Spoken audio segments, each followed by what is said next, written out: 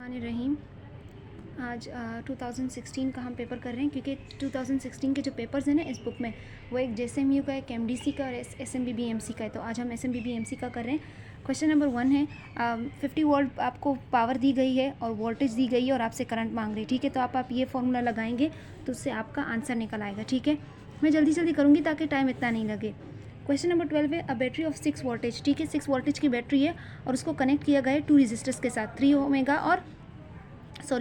And 2 ohm के साथ join किया गया है। और जो मेन चीज़ है ना वो क्या है कि 2 रजिस्टर है और सीरीज़ में कनेक्टेड है और हमें जो करंट निकलवाना है ना वो पूरा करंट निकालना है, यानी टोटल करंट निकालना है। ठीक है, और वोल्टेज हमें दी गई है। तो पहले से ही मैंने आपको बता दिया था कि सीरीज़ अगर सीरीज़ में यानी RST यानी रजिस्टर जो है वो सीरीज़ में है यानी वो ठीक ठाक है। ठीक है, और मैंने आई के साथ हम क्या करेंगे कि भाई आई का क्या फॉर्मूला बनेगा।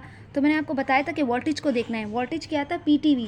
वोल्टेज जो है वो पैरेलल में ठीक ठाक होता है, सही है, यानी वोल्टेज पैरेलल में ठीक ठाक है। तो सीरीज जो और अब कनेक्शन किस चीज़ में हो रही है, कनेक्शन जो है वो सीरीज़ में हो रही है यानी करंट इसमें सही होगा। तो हमें क्या करना है, हम डायरेक्ट क्या करेंगे, पहले तो हम जो है टोटल रेजिस्टेंस निकालेंगे, ये हमने निकाल दिया। फिर उसके बाद हम VIR लगाएंगे और फॉर्मूला को इस तरह एंगुलेटेड करके, ठीक है, और उसका हमारा आंसर 1.8 1.2 निकल आएगा क्योंकि हमने पढ़ा था कि जो करंट है वो सीरीज़ में सही होता है, यानी जो अक्रॉस द रेजिस्टर्स है 3 ओहम और 2 ओहम के अक्रॉस जो करंट होगा वही टोटल करंट वो भी वही टोटल करंट होगा। ठीक है, उसके बाद हम अगले क्वेश्चन पर आते हैं। तो अगला क्वेश्चन हमसे बोलता है कि भाई करंट दिया गया है स्ट्रेट वायर के लिए और हमसे फ्लक्स डेंसिटी मांग रहे हैं और जो 3 सेंटीमीटर फ्रॉम द वायर यानी R डिस्टेंस ले लो, रेडियस दिया गया है। ठीक है, अब इस पर जो फॉर्मूला लगेगा ना, पहले आपको ये पता होना चाहिए कि ये डेंसिटी है, ये क्या है, मैग्नेटिक फ्लक्स है। क्या है, मैग्नेटिक फ्लक्स। उसके बाद B जो है that is magnetic flux density. मैं पिछले वीडियोस में इन दोनों को बहुत क्लियर करवा चुकी हूँ। ठीक है, और इसके मैं बहुत सारे नाम बता चुकी हूँ। तो ये है मैग्नेटिक फ्लक्स, ये है मैग्नेटिक फ्लक्स डेंसिटी। ठीक है, और ये एरिया। लेकिन सवाल अगर मैं देखूँ तो सवाल में तो मेरे पास एक चीज़ भी अवेलेबल नहीं है। तो पहले तो मैं ना ये फ्लक्स जो मैग्नेटिक फ्लक्स है इसको कॉल कर आप ये भी लिख सकते हैं। ठीक है, और एरिया आपको पता है 2πr के बराबर होता है। ठीक है, सही हो गया। तो बस आप वैल्यूज़ पुट कर दीजिए और आपके पास आपका आंसर निकल आएगा। ठीक है,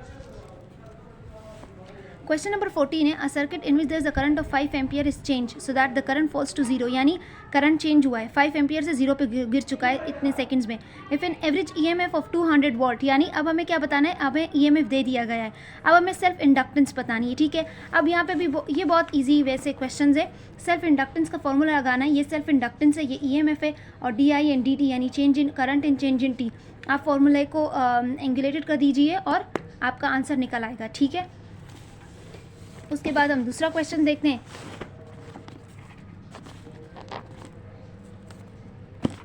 question number 15 what will be the energy of X-ray quantum of wavelength, यानी वेवलेंथ दिया गया है, आपको एनर्जी मालूम करनी है। ये रहा आपका एनर्जी का फॉर्मूला। H आपको पता है कांस्टेंट है, आपको वैल्यू मालूम होनी चाहिए। C भी आपको स्पीड ऑफ लाइट है, आपको वैल्यू मालूम होनी चाहिए। ठीक है, आप वो पुट करेंगे, आपका आंसर निकल आएगा। ठीक है, उसके बाद हम देखते हैं question number 16 a neutron travels distance of 24 metre in a time travel of. अच्छा, एक न्यूट्रॉन है, उसने ट्रेवल किया 24 मीटर यानी डिस्टेंस में और टाइम इतना लगा।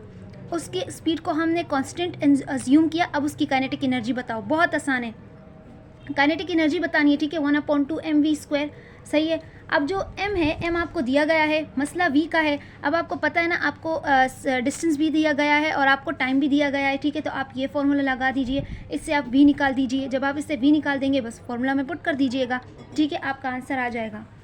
Question number 17 60 kg boy runs up a hill through a height of 6 meter in 3 seconds. How much work does he do against the gravitational force? ठीक है, एक बच्चा है, उसका वज़न इतना है। ठीक है, और वो थ्रू हिल यानी एक हिल पर वो हाइट से, और उस हाइट क्या थी, 6 मीटर, 3 सेकेंड में वो चढ़ा है हिल पर। अब बताओ वर्क डन क्या है, इस फॉर्मूले से आपका आंसर निकल आएगा। The nature of the force of gravitational in the universe is, ये अट्रैक्टिव है, ओनली अट्रैक्टिव है। फोर्स ऑफ ग्रेविटेशन जो है वो अट्रैक्शन फोर्स है। The third law of motion given by Newton, अब हमें न्यूटन का थर्ड लॉ दिया गया है। अच्छा, बता रहे हैं कि ये डील करता है action reaction pair of force के साथ, सही है, ये तो हमें इन्फॉर्मेशन दे दी। अब सवाल ये है कि कंसिडर 2 बॉडीज़, अब 2 कंसिडर बॉडीज़ को कंसिडर करो और if the action is due to the one body, अगर एक बॉडी एक्शन कर रही है, द रिएक्शन विल बी, देखो न्यूटन का फोर्स तो बहुत ईजी है ना, थर्ड लॉ का, एक्शन और दूसरा रिएक्शन मिलेगा लेकिन इन द ऑपोजिट डायरेक्शन, ठीक है। तो अगर एक बॉडी एक्शन करिए तो दूसरा तो रिएक्शन देगा but in the opposite direction, so the other body. उसके बाद हम आते हैं क्वेश्चन नंबर 20 पर। अब beta particles are the particles emitted from the, अच्छा ये थोड़ा समझने की कोशिश करो, ठीक है। ये क्या है कि आंसर जो है ना, इसमें आंसर है फ्रॉम द न्यूक्लियस। अगर मैं आपको अब न्यूक्लियस बताऊं, एक एटम मैं आपको बताऊं, तो एटम में क्या होता है, एक न्यूक्लियस होता है और उस न्यूक्लियस के सराउंडेड इलेक्ट्रॉन्स होते हैं। सही कहा मैंने। What is nucleus of an atom? Nucleus of an atom का मतलब है न्यूट्रॉन, न्यूट्रॉन प्लस प्रोटॉन। ये आपको बना के देता है, क्या बना के देता है, ये आपको बना के देता है इन न्यूक्लियस, ठीक है। इसे हम बोलते हैं न्यूक्लियस ऑफ एन एटम। अगर आपसे कोई पूछे न्यूक्लियस ऑफ एन एटम क्या है, यानी न्यूट्रॉन प्लस प्रोटॉन, और इससे सराउंडेड होते हैं, इस न्यूक्लियस से सराउंडेड होते हैं इलेक्ट्रॉन, और इससे बन जाता है आपका एटम। इसी तरह यही बात थी, लेकिन अब यहाँ पे बात हो रही है कि बीटा पार्टिकल्स आर, मैं विकिपीडिया का एक डेफिनेशन भी दूंगी। जब भी आपको कोई चीज़ मालूम करनी हो ना गूगल से, तो बहुत सारे वेबसाइट आ जाते हैं, तो मैं आपको कहूँगी कि भाई विकिपीडिया को प्रेफर किया करो, ठीक है। अब जो है ना बीटा पार्टिकल्स, अब हमें पता है beta particles are electron and positron. हम यही बोलते हैं ना, इलेक्ट्रॉन और पॉजिट्रॉन, क्योंकि बीटा डीके जो है वो पॉजिटिव भी होता है और नेगेटिव भी होता है। सही हो गया। लेकिन हमेशा याद रखना कि बीटा पार्टिकल्स जो है ना, दे आर इलेक्ट्रॉन लाइक। ये इलेक्ट्रॉन नहीं है, ये दिमाग मत लड़ाना, ये इलेक्ट्रॉन्स नहीं है, दे आर इलेक्ट्रॉन लाइक, ठीक है। ये इलेक्ट्रॉन लाइक है। अगर ये नेगेटिव डिके हो रहा है, negative beta decay, so they are, the beta particle will be electron and it will be like electron, like electron. और अगर पॉजिटिव डिके हो रहा है तो इसका मतलब ये पॉजिट्रॉन है। सही आ गया। तो अगर मैं बोल रही हूँ, एक तरफ मैं बोल रही हूँ कि जो डिके है, बीटा डिके, वो न्यूक्लियस से हो रहा है, और न्यूक्लियस में अगर मैं आपको बताऊँ तो न्यूक्लियस में न्यूट्रॉन है और प्रोटॉन है। ऐसा ही कहा मैंने, यानी जो आपका बीटा पार्टिकल है वो आपके इसी न्यूक्लियस से ही निकल रहा है। लेकिन मैं आपको अगेन समझाने की ये कोशिश कर रही हूँ कि ये जो आपका बीटा पार्टिकल है ना, ये इलेक्ट्रॉन की तरह है, ये इलेक्ट्रॉन नहीं है। वरना आंसर क्या होता, वो वरना आंसर न्यूक्लियस नहीं होता। आंसर क्या होता कि भाई ये ऑर्बिट से निकल रहा है। सही है। लेकिन ये निकल कहाँ से रहा है? न्यूक्लियस से। यानी कुछ अब एक थ्योरी हम ये भी बना सकते हैं कि ये जो न्यूक्लियस है ना एटम का, जिसे हम न्यूट्रॉन प्लस प्रोटॉन बोल रहे हैं, यानी इसमें कुछ इलेक्ट्रॉन की तरह पार्टिकल्स हैं, इसमें कुछ पॉजिट्रॉन भी है। क्योंकि जब इससे रेस पास हो रही है तो बीटा पार्टिकल, जब इससे बीटा डिके हो रहा है तो बीटा पार्टिकल्स यानी इलेक्ट्रॉन की तरह पार्टिकल्स इससे निकल रहे हैं। यानी इस न्यूक्लियस में भी इलेक्ट्रॉन की तरह पार्टिकल्स हैं जिसे हम बीटा बोल रहे हैं, ठीक है, बीटा पार्टिकल्स। आई होप आपको समझ आ गया होगा concept. Transformer works on the principle of, बहुत बार रिपीट होता है, mutual if the modulated signal frequency is represented by FM carrier frequency. अच्छा, मैं ये बता चुकी हूँ, ये वाला सवाल बहुत दफ़ा पिछली 2016 के पेपर में ही आ चुका है, ठीक है। और लोअर साइड बैंड का ये लोग बता रहे हैं, ठीक है। How many types of modulations are responsible with sinusoidal carrier? 3। The range of wavelength for visible, अच्छा मॉड्यूलेशन का जो टॉपिक है ना वो पढ़ लेना, क्योंकि मैं यहाँ पे आपको सॉल्व करी हूँ, ठीक है, समझा नहीं सकती, तो आप मॉड्यूलेशन का टॉपिक समझ लीजिएगा क्योंकि बार बार आया है। The range of wavelength for visible light is between, अच्छा ये तो भैया आपको याद करना है, ठीक है। उसके बाद है question number, in an astronomical telescope the lens called eyepiece forms an image of a distance object that is, अच्छा आपको ये पता होना चाहिए भाई, ये वर्चुअल और मैग्नीफाइड बनता है। उसके बाद if the volume of a gas is fix then on increasing its temperature its pressure. अच्छा, यहाँ पे क्या चीज़ कांस्टेंट है? यहाँ पे वॉल्यूम कांस्टेंट है और टेम्परेचर और प्रेशर का रिलेशन हमें बताना है, ठीक है। तो टेम्परेचर और जो प्रेशर का रिलेशन है यहाँ पे वो डायरेक्ट है। और अब मैं आपको बता दूँ, एक हमने पढ़ा है चार्ल्स लॉ, एक हमने पढ़ा है बॉयल्स लॉ, अब ये दूसरा लॉ है गेल-लेज़ेक लॉ, ठीक है। ये आप देख लीजिएगा, इसमें क्या होता है, इसमें आपका वॉल्यूम कांस्टेंट होता है और टेम्परेचर और प्रेशर का डायरेक्ट रिलेशन होता है। या आप ऐसे समझ लीजिए ना कि फॉर एग्जांपल एक पतीले में आपने पानी डाला और आपने हीट ऑन कर दी। जब आपने हीट ऑन कर दी तो आपको पता है, यानी टेम्परेचर आपने ज़्यादा कर दिया।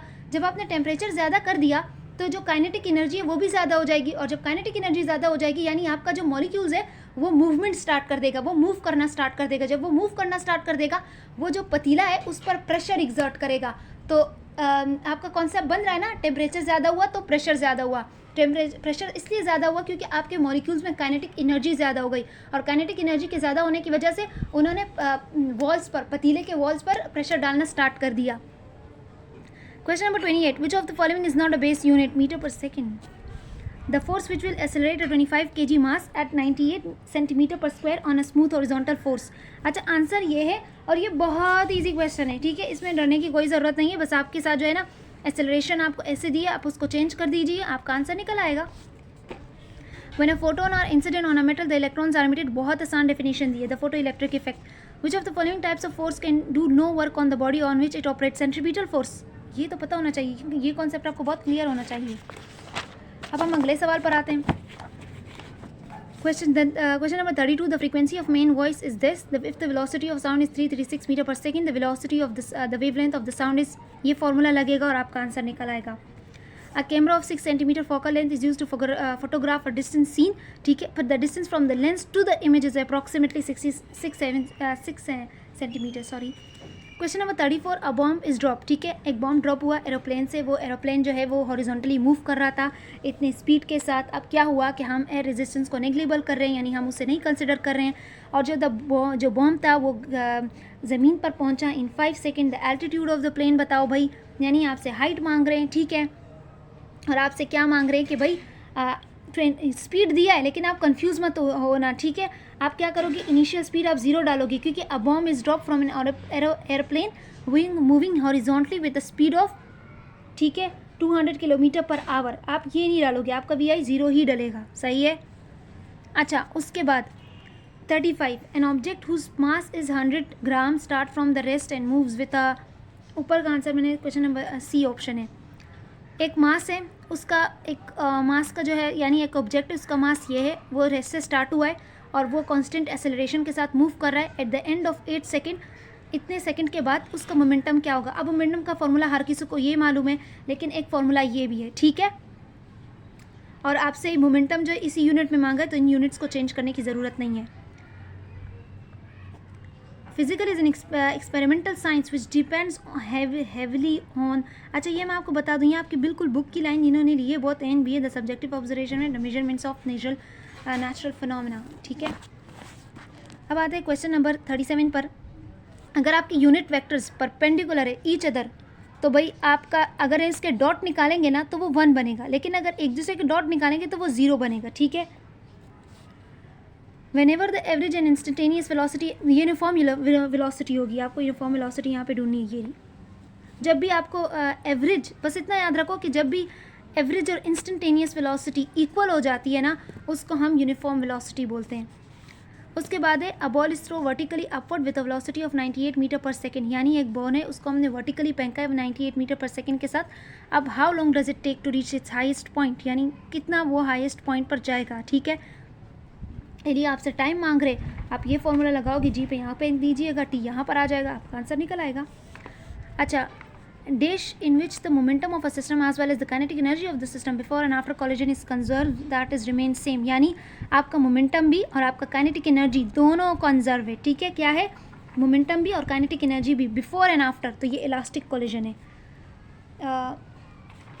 यही अभी मैं इंशाल्लाह बहुत सारे पेपर्स, उम्मीद है कि कोशिश है कि सारे पेपर सॉल्व हो जाए इंशाल्लाह, ठीक है. और प्लीज़ शेयर एंड सब्सक्राइब. और जो बच्चे जिनको आपको पता है MD-CAT कर रहे हैं तो उन्हें बता दीजिए. और एक मेरी बात याद रखिएगा, ये पेपर्स इंपॉर्टेंट है लेकिन आपने कॉन्सेप्ट भी बनाओ. अगर आपके कॉन्सेप्ट नहीं होंगे तो फिर आपको कोई फ़ायदा नहीं होगा, ठीक है. तो pass papers also important but same value जो है वो कॉन्सेप्ट की भी है, ठीक है. अल्लाह हाफिज़.